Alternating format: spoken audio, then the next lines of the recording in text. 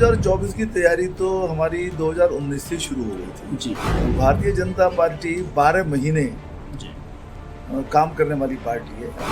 विपक्षी दल हैं, जी उन्होंने वास्तव में सांप्रदायिकता की राजनीति की। हम हिंदुस्तान में रहने वाले मुस्लिम मूलतः हिंदू ही है। बाबर आपका पुरखा नहीं है, आपके पुरखे राम है। नेताओं का बयान, उनका बड़बोलापन अक्सर चर्चा का विषय बन ही जाता है। आज हम बात कर रहे हैं भारतीय जनता पार्टी के वरिष्ठ नेता और मेरठ से सांसद राजेंद्र अग्रवाल की, जिनका एक बहुत बड़ा बयान सामने आया है। नमस्कार, मैं हूं स्वप्निल वर्मा और आप देख रहे हैं TV9 उत्तर प्रदेश उत्तराखंड। आज मैं बात कर रहा हूं बीजेपी सांसद राजेंद्र अग्रवाल की, जिन्होंने मुसलमानों को पूरी तरह से हिंदू बता दिया है। पहले सुनते हैं खुद सांसद साहब को, जिनका ये मानना है कि हिंदुस्तान के सारे मुसलमान मूलतः हिंदू हैं और बाबर उनके पुरखे नहीं हैं, बल्कि उनके पुरखे श्री राम ही हैं। आइए जरा सुनते हैं इनका क्या कहना है। कोई कार्रवाई नहीं कर रहे हैं, उनकी जांच कर रहे हैं। कोई अवैध तो नहीं हो रहा है कुछ, क्योंकि बहुत सारे मदरसों के बारे में रिपोर्ट आती है कि वहां पर आतंकवादी गतिविधियों को प्रश्रय दिया जाता है। और जहां तक RSS की बात है, हालांकि उसके लिए वो अपनी बात कहने में सक्षम है, हम शुरू से ही मानते आए हैं कि हिंदुस्तान में रहने वाले मुस्लिम मूलतः हिंदू ही है।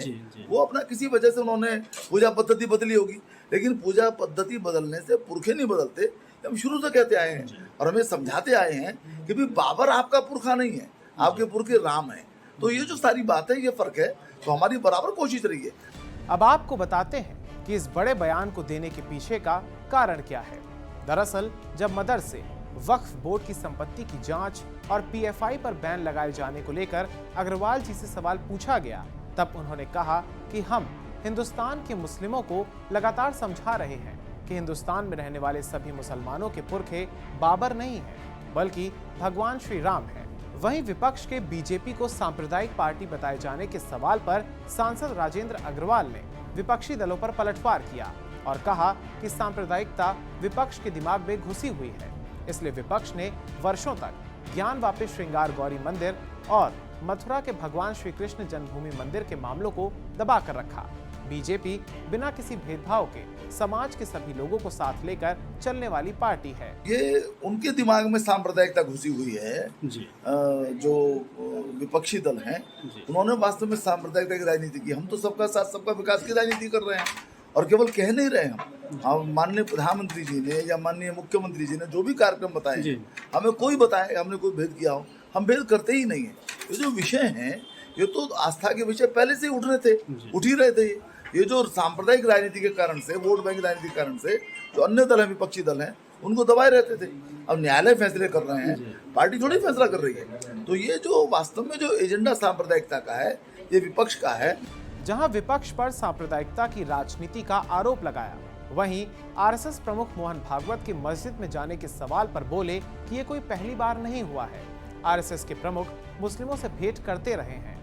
विपक्षी दल इस मामले में लोगों में भ्रम फैलाकर RSS और बीजेपी के खिलाफ प्रचार कर रहे हैं। संघ के पूजनीय सरसंघचालक केवल पहली बार नहीं है, पहले गुरुजी के समय में भी बराबर मुस्लिमों से भेंट करते थे।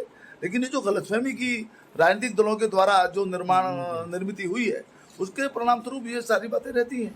बहरहाल 2024 की तैयारियों को लेकर भी राजेंद्र अग्रवाल ने साफ तौर पर कहा कि इसकी यानी 2024 की तैयारी 2019 से ही करनी शुरू कर दी गई थी। भारतीय जनता पार्टी विकास की राजनीति करती है। 2024 की तैयारी तो हमारी 2019 से शुरू हो गई थी।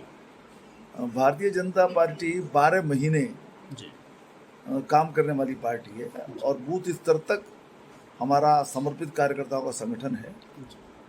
तो हम निरंतर सक्रिय रहते हैं। मुद्दा तो हमें हमेशा हमारा विकास ही है। हम जब कभी भी चुनाव लड़े हैं, हम विकास के आधार पर ही चुनाव लड़े हैं, और हमारी जब सरकार बनी तो हमने विकास किया है। हम वोट बैंक की राजनीति हम करते नहीं है। फिलहाल बीजेपी सांसद का कहना है कि 2024 का चुनाव भी बीजेपी विकास के मुद्दे पर ही लड़ेगी और एक बार फिर से केंद्र में बहुमत के साथ अपनी सरकार बनाएगी।